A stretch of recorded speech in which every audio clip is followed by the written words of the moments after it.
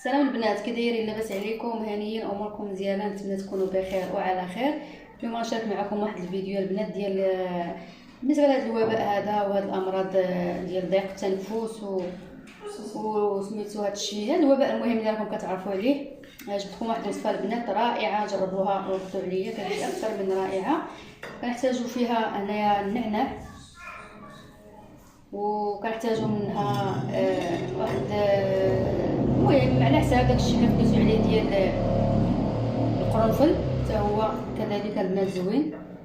ونحتاجوا هنايا جوج ديال الحامضات ولا اكثر اللي يبان لكم ديروه. صافي البنات، غنقطعوا هنايا الحامض، غنقطعوا هنايا لي طرونش كما كتشوفوا. بسم الله الرحمن الرحيم.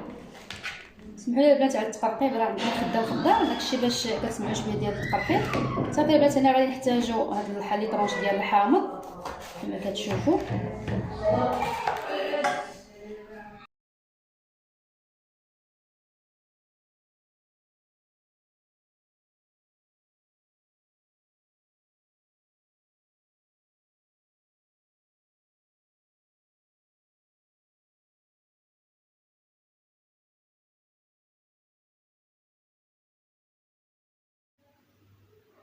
صافي البنات، كما شفتوا هنايا هاد الكاسرونه حطيت فيها النعناع والقرنفل مع الحامض اللي قطعته الطرونشات.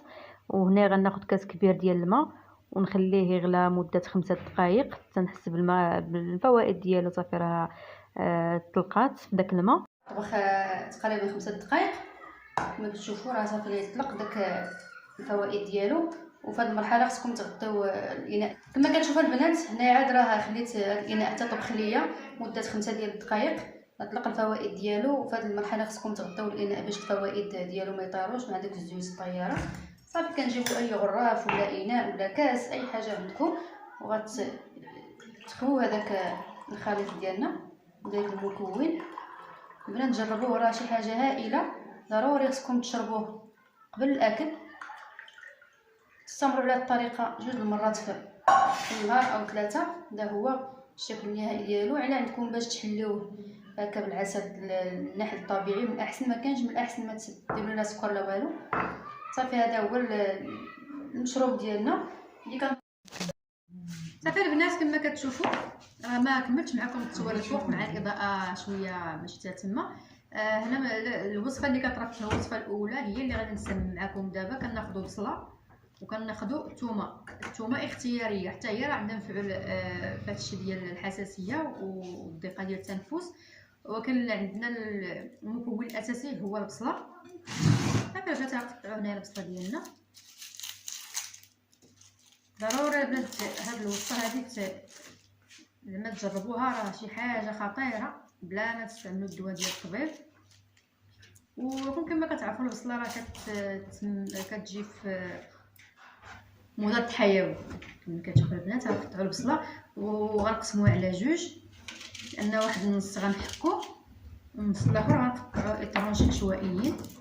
كما قلت لكم البنات، الثومه كتبقى اختياريه، حتى هي عندها منفعه، ولكن بالنسبه اللي ما بغاش يديرها ماشي مشكل، غنديروا غير 2 حبات كافيين. اللي بغى يضاعف الكميه ضاعفها، ما كاين حتى شي مشكل. والله البنات، هاد الوصفه الا خطيره مع الفصل ديال الشتاء، راه ما بقى والو. من مورا الخريف راه كيجي فصل ديال الشتاء، راه كيكون البرد، وهاد الوصفه كتجي رائعه البنات، بديل ديال الدواء ديال الفارماسيان. كما كتشوفوا مليت فيها هاد البصله هادي غنقطعوها عشوائيا.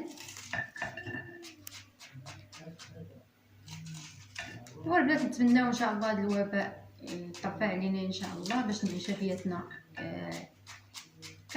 كما كانت قبل.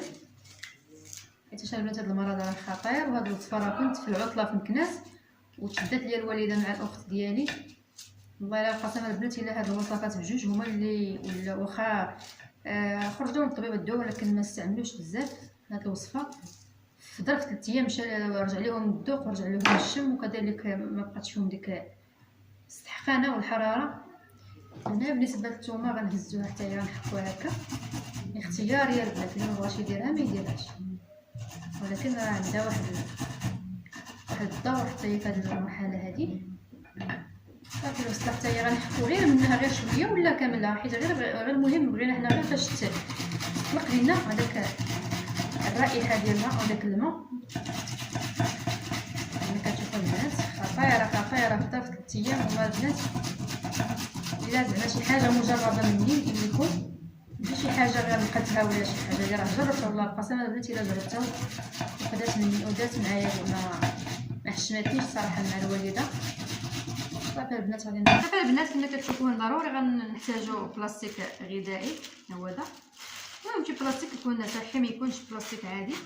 بالنسبه لهاد البصله هذه غنحطوها في هاد البلاستيك هذه كما كتشوفوا. صافي البنات كما شفتوا هاد البلاستيكه هذه البلاستيك اللي حطيت فيها البصله غنديروا في هاد الحركه دائريه باش المكونات يتجانسوا مع بعضياتهم. صافي البنات هاد الطريقه هذه كديروا على شكل شهيق زفير. هاد الطريقه تستمروا عليها 2 المرات حتى 3 ديال المرات في النهار لمده 3 ايام البنات. غادي يرجع لكم الذوق وغادي يرجع لكم الشم والعروق نتاع صدركم غادي تسرحوا. وجاوبوني في الكومونتير بالنسبه لي استعملها وقعت معاه نتيجه. اتصل زعما يكتب لي في لي كومونتير شي حاجه البنات طوب والله الا شي حاجه واعره كما كتشوفوا.